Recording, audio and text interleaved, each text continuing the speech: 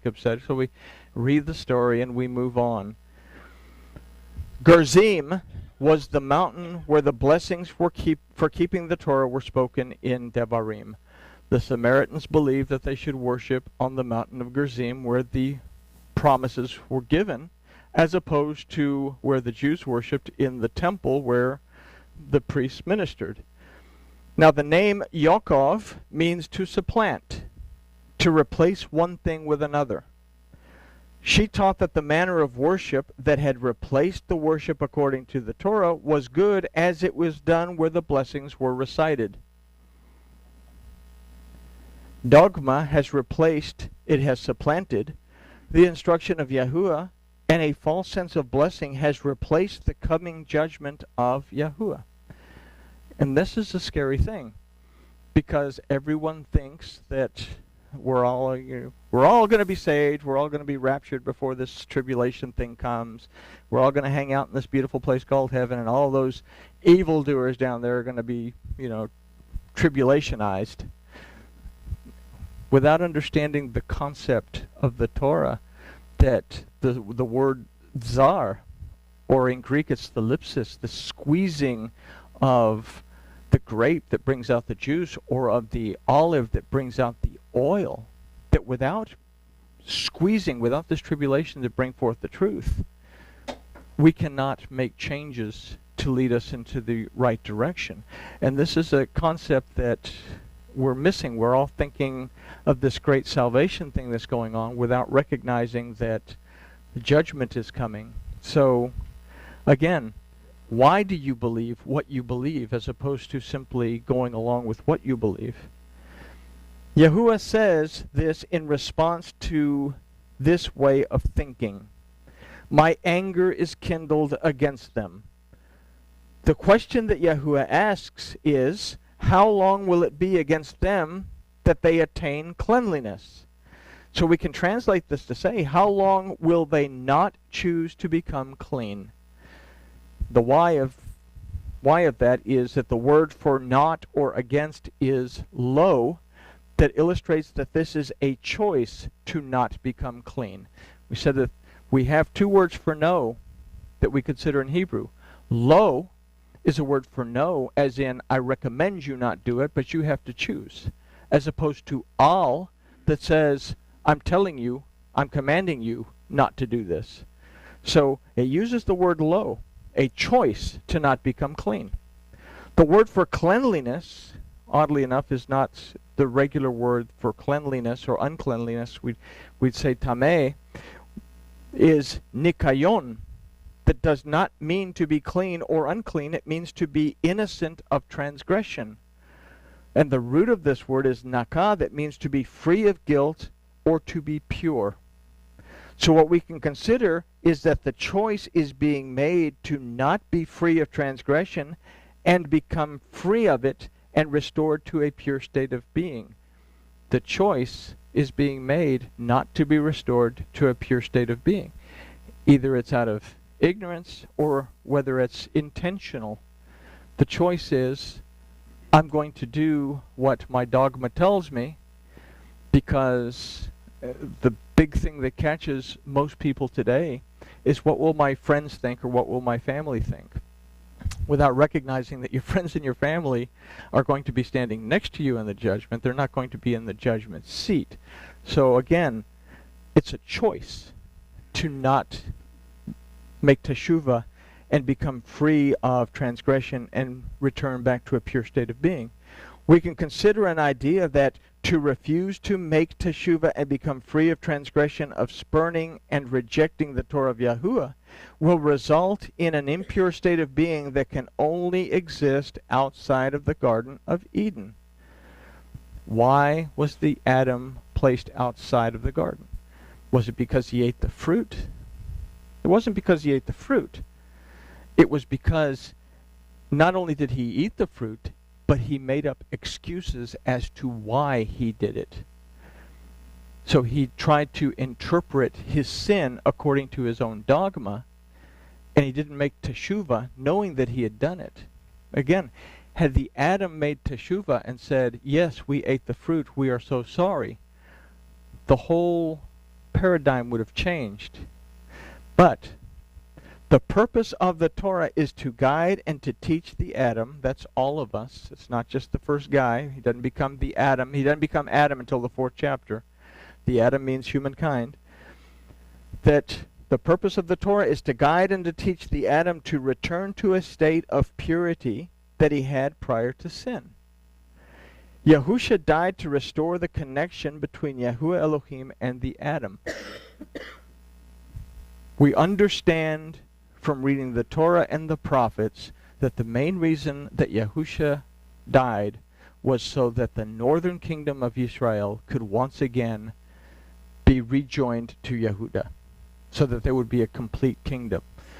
But we also understand this to be a type or a representation of the fact that the main reason was that the Adam was alienated from Elohim.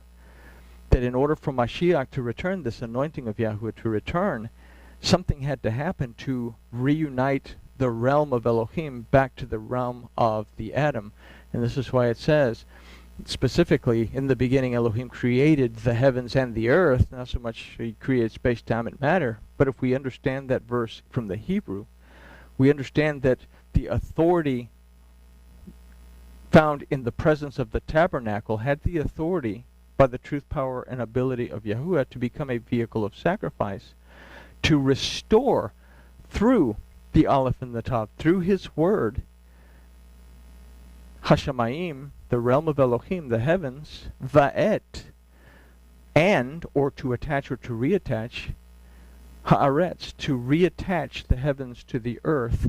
When we say that it was Va'et, we look at Va'et, and if we understand Va'et, that simply means and, we also look at this from the Hebrew letter standpoint. The Aleph and the Tav represents the word, and it leaves us with the Vav, that is the 6th letter of the alphabet that represents the flesh, that through the word that became flesh, the realm of Elohim would be restored back to the realm of the Adam, and Mashiach would once again rule. So we understand that Yahuwah is now back in command, and we don't have a physical king. But anyway, I've gotten way off course here. So the purpose of the Torah is to guide us and to teach us to come back to a pure state of being. It doesn't redeem us, but it leads us back to a state of understanding so that we can believe and receive the word and know who and what Yahusha was. So Yahusha died to restore the connection between Yahuwah Elohim and the Adam. But this helical motion will come to an end, so we consider verse 6 for this. For from Yisrael, even this, the craftsman made it, and it is not Elohim. Yes, the calf of Samaria shall be broken to pieces. Now, if we remember some of the definitions from the last verse, we should be able to start piecing together an idea here. But this verse is referring, of course, to the golden calves made by Israel to represent Elohim. They made 2 golden calves, one at Bethel and one at Dan, when they started changing around their system of belief or their worship system. But we again see the word for calf is egel, that we consider represented a revolution of a helical screw in time. So what we can consider from this phrase is, for from Yisrael, even this, the craftsman made it, is that those who are wrestling against Elohim, we said Yisrael can mean either to wrestle against Elohim or that Elohim prevails. And here, since most of this is negative in its connotation, we have to just assume that this is talking about those who are wrestling against Elohim. So those who are wrestling against Elohim have created a false deity and a dogma to worship it. It is not Elohim. From the phrase, the calf of Samaria shall be broken to pieces, we can consider that this helical movement of time and the revolving idolatry that it contains will come to an end. Just as Yisrael and Yehuda were taken into captivity, so will false dogma and tradition be taken away from the presence of Yahuwah. And this is made clearer in verse 7. Everybody's looking at the bottom of the page saying, it's coming to an end. All right. Verse 7 says, for they sow the wind, and they shall reap the whirlwind. It has no stalk. The bud shall yield no grain. If it does yield, strangers will swallow it up. So we don't need a whole lot of explanation. False dogma is nothing and will dissipate in a whirlwind of judgment. It will yield no fruit, and what it does yield, only those who are not knowledgeable of the Torah will eat it. The word for wind is ruach, that means spirit. The word for whirlwind is vasufata, that means storm, but comes from the root suf, that means to come to an end. So from these definitions, we can consider that this spirit of falsehood will come to an end. This false dogma will remain outside the gates and will be consumed by those who love and make a lie. The word for stranger in this case is not ger. That's usually the word that we look at for stranger, but it's actually zurim, that refers to a strange woman or a prostitute or a harlot. Okay? So we can compare the ideas that we formulated from this verse again with Revelation 22:15, and this verse keeps popping up a lot, which describes the final destination of those who will not make teshuvah from false worship and the spurning and the rejection of the Torah of Yahuwah. And that Revelation 22:15 says, for outside are the dogs. And oddly, dogs are what they were calling these Samaritans who were worshiping contrary to the Torah. And the manipulators. We use the word for witchcraft here, but it's those who manipulate the word to get their way. Fornicators, again, those who allow idolatry into their lives. Murderers, idolaters, and whosoever loves and makes a lie. So this theme of loving and making a lie starts in the Torah, works its way through the prophets, works its way through the Bazorah, because Hoshea has a lot to say about these people that are building false doctrine, goes all the way through the epistles of all the apostles, because they're all saying the same thing, and ends up here in the final verses of Revelation. So, verse 8 says, Yisrael is swallowed up. Now they have become among the nations as a vessel in which there is no value. And we know what happened to Yisrael. So from this we can consider that those who wrestle against Elohim are not a vessel that Yahuwah will fill. Historically, we know that the northern kingdom was completely swallowed up by the Gentile nations and would disappear from history altogether, becoming the lost tribes of Yisrael. And these people amongst the Samaritans knew where they came from. They knew what tribe they were from. But because they had rejected the Torah, they weren't accepted by the Yehudim of the southern kingdom of Yehuda as legitimate. So not even their tribe was recognized. The only tribes that you had were Judah, Benjamin, and Levi.